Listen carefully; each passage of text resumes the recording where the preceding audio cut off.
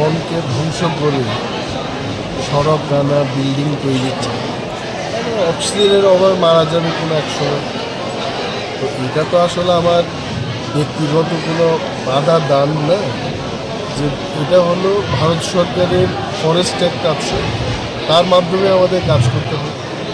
তারপরও যেখানটায় আমাদের উন্নয়নের দরকার, যেমন আমাদের আমবাসা আইডি ব্লকের যিনি বিএসসি চেয়ারম্যান বলেছেন যে 2টি সড়ক হবে এবং সেখানে ফরেস্ট ক্লিয়ারেন্সের দরকার আছে, ওইগুলো আমরা দিয়ে নেব। ফরেস্ট ডিপার্টমেন্টের মূল লক্ষ্য হচ্ছে বন এবং বনজ সম্পদকে রক্ষা করা, প্রোটেকশন করা, মানুষ যাতে এটা দখল করে সেটিকে ধ্বংস না করে, এটা হচ্ছে আমাদের প্রধান কাজ। তো এই কাজে যদি কেউ বাধা দেয়, উনিও বাধাপ্রাপ্ত হবে। তো আসলে এটা তো সমাজের স্বার্থে, পৃথিবীর স্বার্থে আমরা করছি।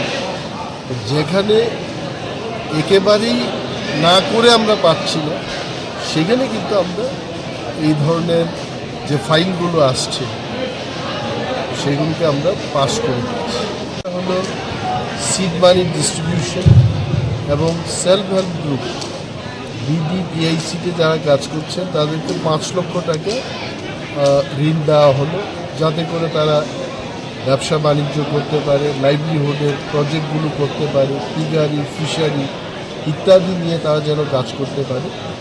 10 লক্ষ টাকা সর্বমোট প্রত্যেকটি বিডিপিআইসিতে আমরা দিয়েছি।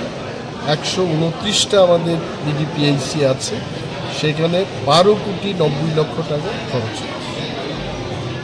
আমাদের পরিকল্পনা গ্রিন ত্রিপুরা করা, স্বচ্ছ ত্রিপুরা গড়া এবং ত্রিপুরায় যেন পর্যটকরা বিশেষ এবং স্বচ্ছ অক্সিজেন শ্বাস প্রশ্বাস দেওয়ার জন্য তারা যেন আসেন, সেই প্রচেষ্টার লক্ষ্যে কিন্তু ইন্দো জার্মান প্রকল্প কাজ করে।